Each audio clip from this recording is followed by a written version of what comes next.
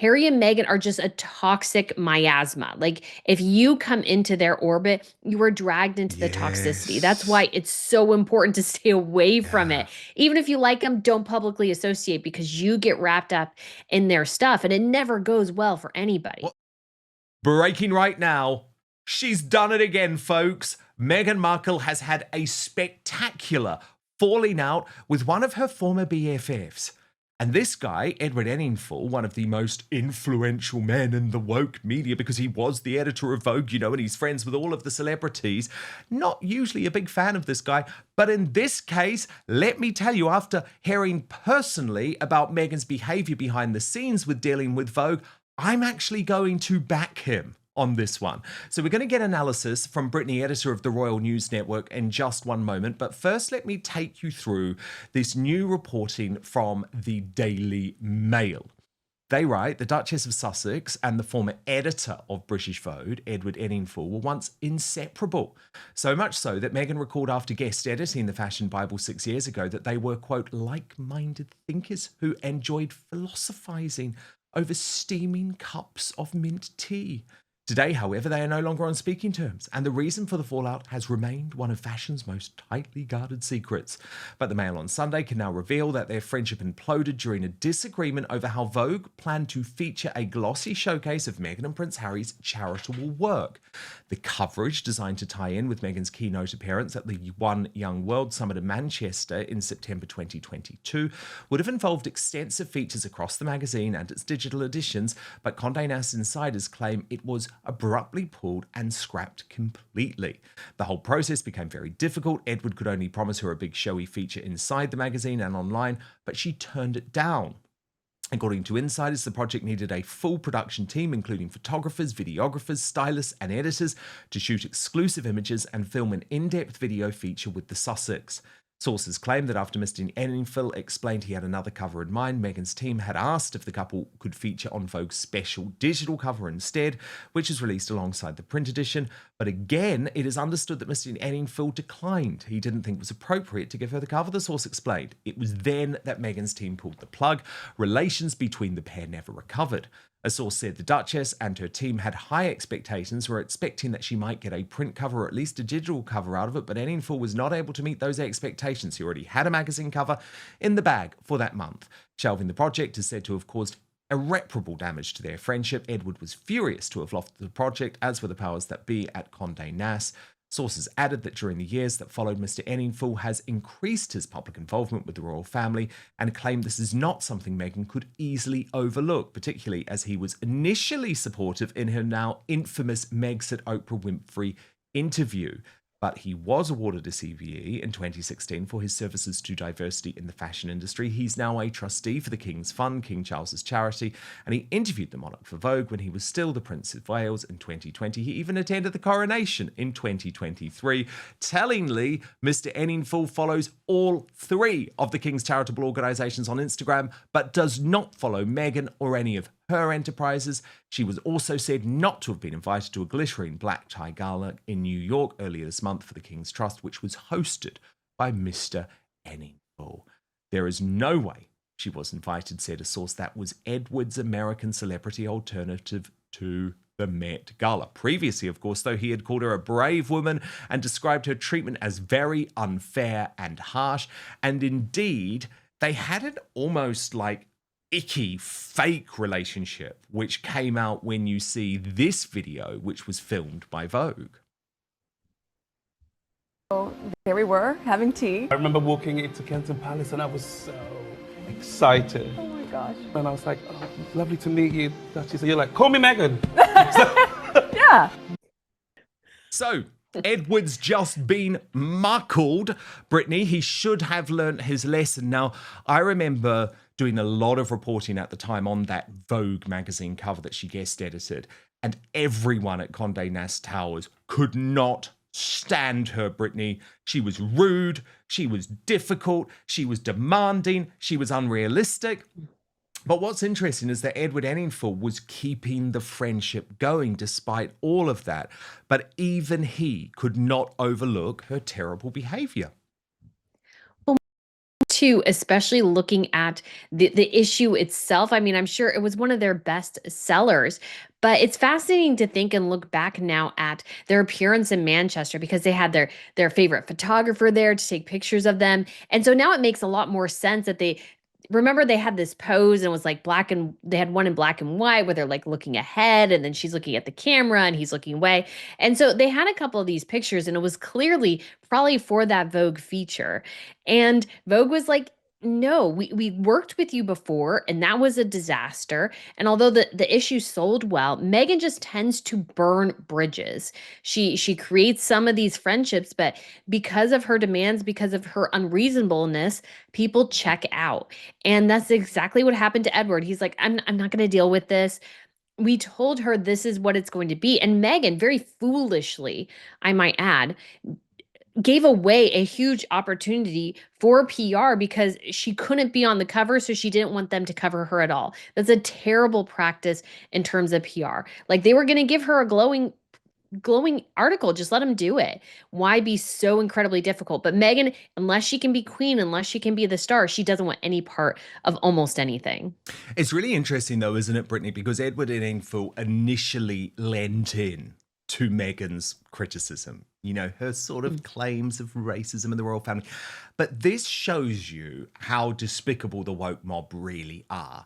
He didn't actually believe it. When there was a binary choice between, well, you get to stay back in Meghan Markle, who, let's be honest, is a total bitch behind the scenes, has treated your staff appallingly. So you get to stay there. Or there's this other route, and this other route involves you interviewing Charles, hosting official events for the king, attending the king's coronation. He put his morals, his social justice warrior instincts to one side because deep down, even woke-topians like Edward Enninful still want that proximity to the royal family. It's 100% a Hollywood thing too. Like in that sort of industry, everybody tries to keep their relationships close, even if they don't particularly like the person. Like you'll notice pretty much every celebrity talks up another celebrity. And it's like, I bet you half of that is complete BS because they just want to keep that door open. And he was willing to do it for a while and go along with her bandwagon. But I think as time has proven, Meghan's claims of racism were just, in my opinion, completely false or just completely taken out of context what people were actually talking about. And she wildly overreacted. And when it comes to actual power, that resides with the crown. Harry and Meghan are just a toxic miasma. Like if you come into their orbit, you are dragged into the toxicity. That's why it's so important to stay away from it. Even if you like them, don't publicly associate because you get wrapped up in their stuff and it never goes well for anybody. What's that word, Brittany? The toxic miasma. Oh, I like I think if it's like a kind of like a fog or something, I think it's from Japan. It's like so miasma. And it's kind of like a toxic fog. That's what they are. They so are. No, I love that. That is such a good description, Brittany. I never heard that before. And the thing is, he should also, and well, people should think very carefully before they defend them too, because what it means they're defending is they're defending lies.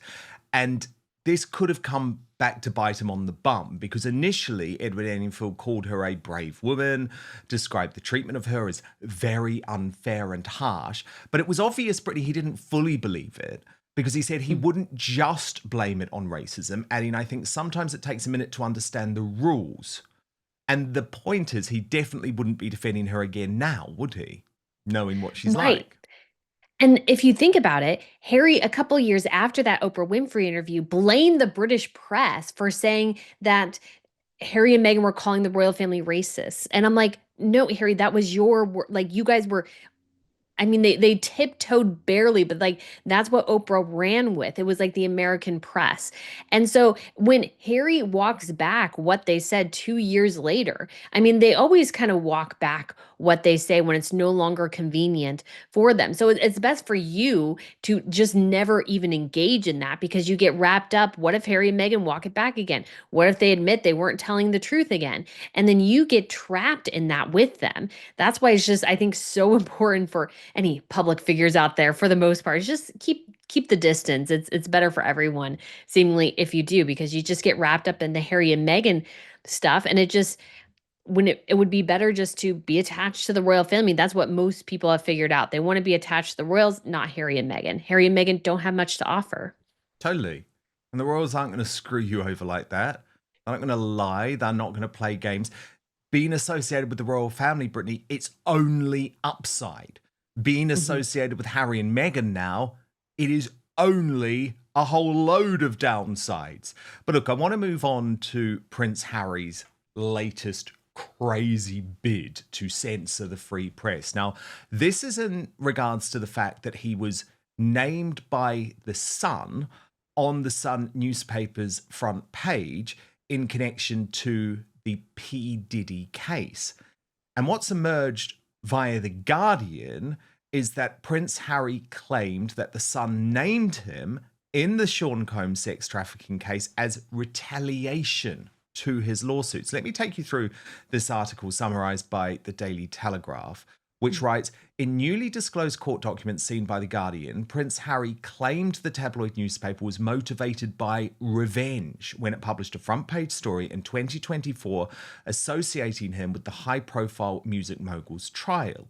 The Sun story was said by the Duke to be among a large number of false and highly derogatory articles published by Rupert Murdoch's News Group newspapers in retaliation for his claims of unlawful information gathering and phone hacking against its titles. The Sun article linking him to Combs' now ongoing trial in the US is a March 27, 2024 report that Harry had been named in the £24 million sex trafficking lawsuit filed against the US rapper. It ran under the headline Harry named in P. Diddy sex traffic case. The story was also reported in The Telegraph at the time.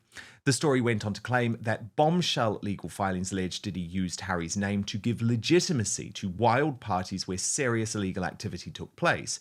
The Duke has only met Combs once in 2007 at the end of a memorial concert for his late mother.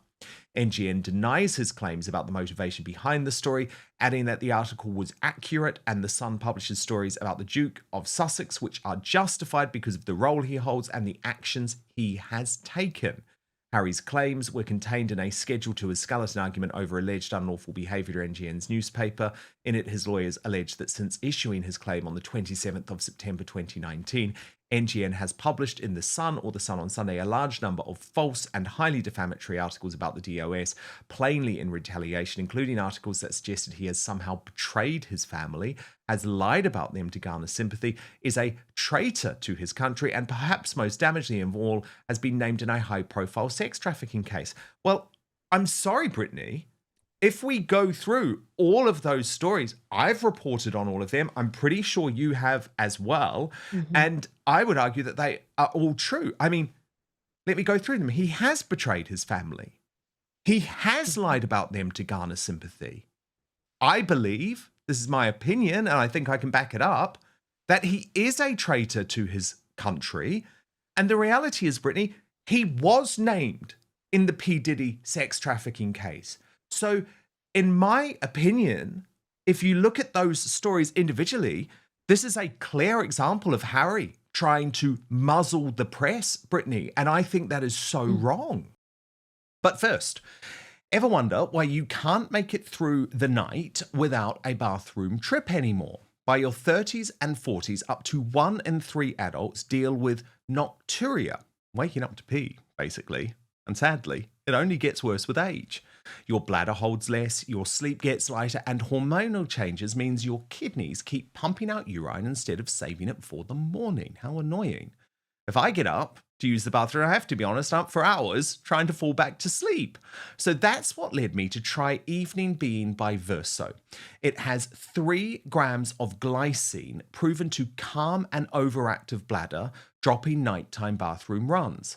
It also helps you fall asleep faster, stay in deep sleep longer, and feel sharper the next day. Plus, it's melatonin-free and has clinically studied ingredients shown in multiple human studies to calm the mind, support mood, and promote restorative sleep. And it tastes so good. I like to drink it cold. but you can have it hot too. Since starting Evening Bean, I've had fewer bathroom trips at night and wake up refreshed. It isn't just me. Take a look at their reviews. From Catherine W. I used to get up to use the washroom 3 times a night. Since using an Evening Bean, I'm only getting up 1 times a night, sometimes none. I fall asleep faster and wake up refreshed. Patricia M. I fall asleep in a lot less time than I used to, and even after getting up for the bathroom, I can get back to sleep easily. So just click the link in the show description or head on over to evening.ver.so/outspoken and use the coupon code outspoken at checkout to save 15% on your first order. Try Evening Bean tonight and wake up feeling refreshed tomorrow. That's evening.ver.so/outspoken and use the coupon code outspoken at checkout to save 15%. But now, back to the show. It definitely is. Harry and Meghan hate the press. I mean, they love the press and they hate it because they want the press to write glowing and wonderful and amazing stories about them all the time. What they hate is when the press holds them to account. And I remember covering that P. Diddy Harry connection, and it was part of a lawsuit filed by a former employee. So it wasn't totally, it might have been somewhat wrapped up in the bigger Diddy trial that's going on right now. But it was really about this employee just decided to name drop Harry a couple of times in his court documents. And I don't think really there is a connection there. But the reason that story exists, the reason so many negative stories about Harry exist is because he started it. He started this negative narrative about himself. And unfortunately, once the train is going, it's very hard to get it to stop. And Harry and Meghan have done terrible things. They have abandoned his family. They have tarnished them or tried to across mainstream media. And so because of that, negativity about them tends to sell and positivity doesn't. And most of the time, everything you can read about them is true. It just doesn't, there's not a lot positive to talk about with Harry and Meghan, especially now, because even if their so-called charity stuff is all about themselves. And it's not really, I don't think, helpful to the families when it comes to the Parents Network or anything like that. They're all only in it for their own bank account.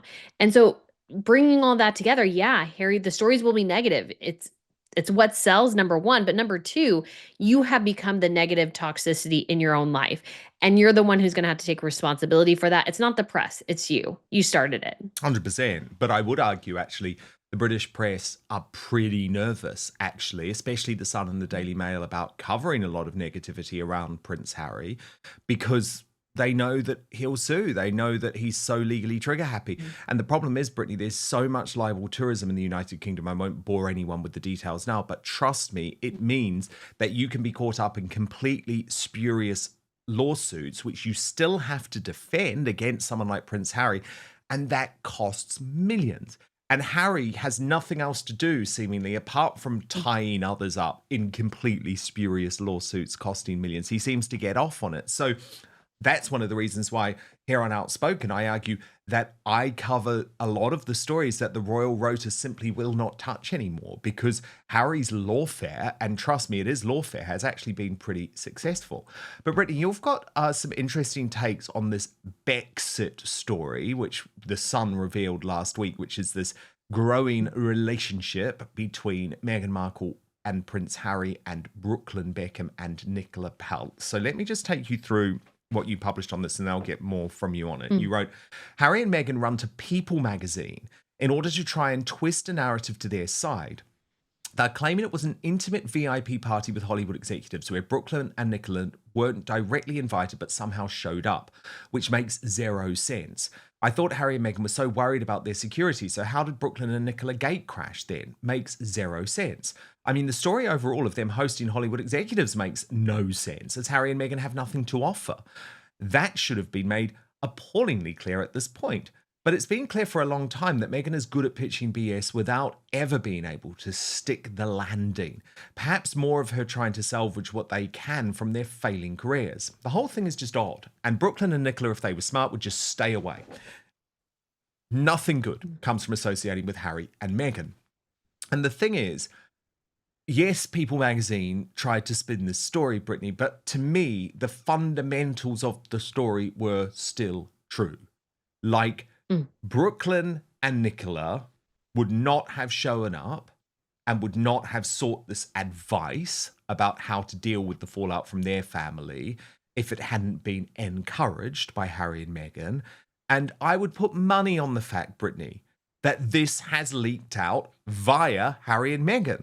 Because if you look at all of the initial source quotes that were briefed to The Sun, it was all about trying to make Meghan and Harry look good as if they were there to support them. But critically, it was also about seeking revenge against the Beckhams, specifically Meghan seeking revenge against Victoria Beckham. So sure, there might have been some other weird details around the dinner, but it doesn't really matter. Although, as you say, I'm very interested how they're even managing to get these Hollywood executives in their attendance at all. I guess out of curiosity, because people just want to see what's going on in their weird lives.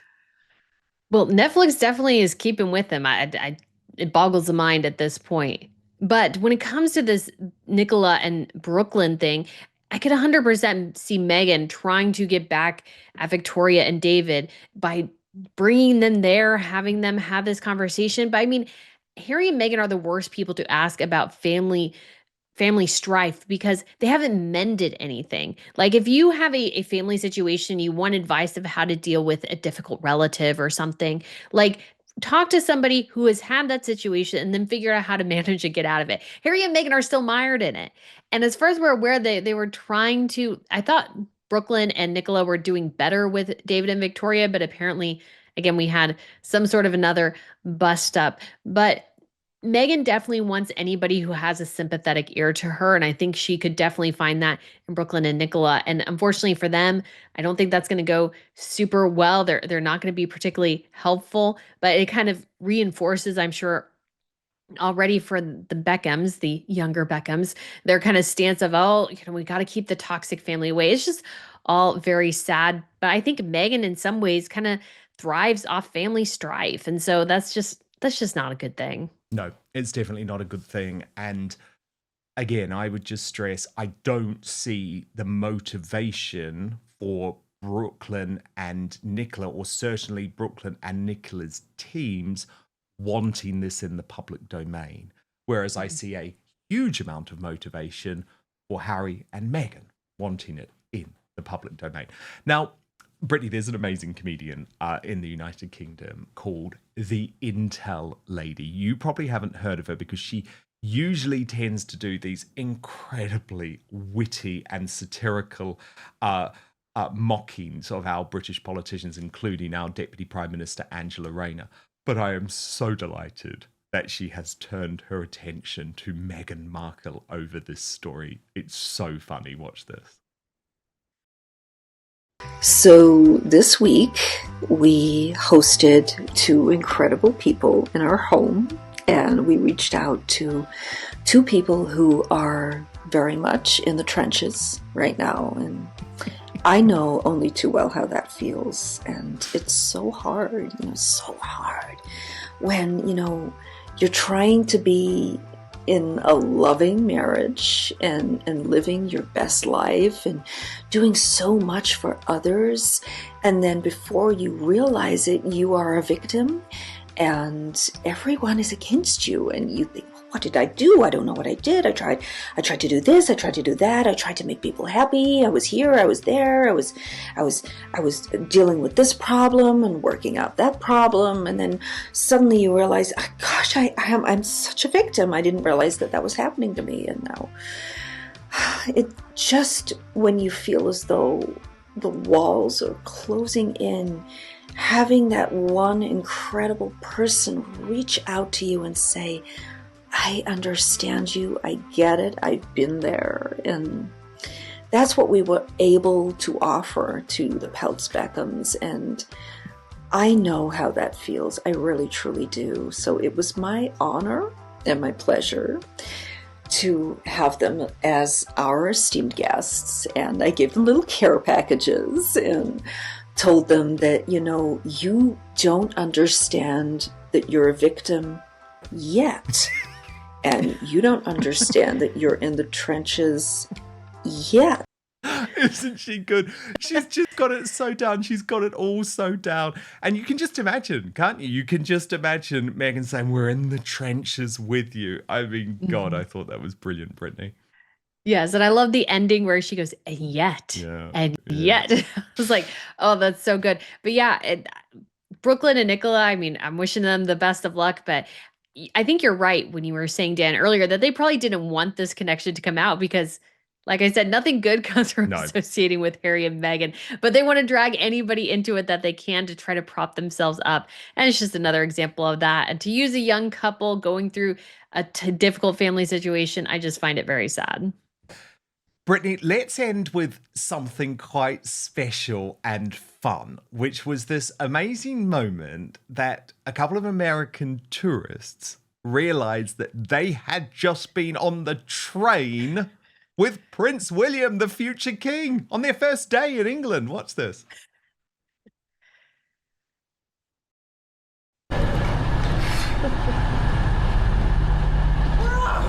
Successful train ride. Now we need to find where we can get an Uber. Prince William was on that train.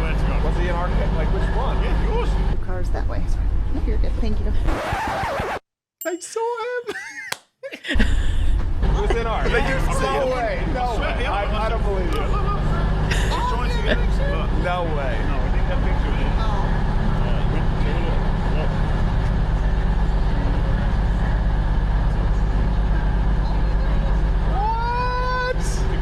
No way. Can I get a video of that video? Why would Prince William be on this train? No. Like, did they pick him up somewhere? Yeah, you can't. Seriously. What? And he wanted to know everyone else who was getting on. You already knew my name and phone number. Yeah. So they probably knew. And he was in the first class car with us. We knew. We had no idea. I asked the doctor who said, no, not now, obviously. I said, when he gets off, we can get a pick. He went, absolutely not. And someone else in the carriage, they got off at Southampton. They asked him on, they went up and said, That's so crazy. I wonder if I have a video, because I was recording as we were walking in, so I probably have them on here and I don't even know it. You were walking through with that. All the policemen's faces were like this. Are you serious? You were oblivious. That's so crazy. Yeah, we had no idea. No idea. Thank you. Yeah, it was wild. How crazy is that? First day of their holiday in a first class carriage with Prince William. They didn't know it, but they did have him on video. But Brittany, I know you're just thinking, oh, well, I've got my selfie. I got my selfie with Catherine, so you missed out. They did miss out, but I think that's so cool. And it goes to show, too, that royals can travel pretty inconspicuously if they don't draw attention to themselves because Harry wants this massive security apparatus, which actually draws more attention to him and actually makes him, I think, less secure in some ways.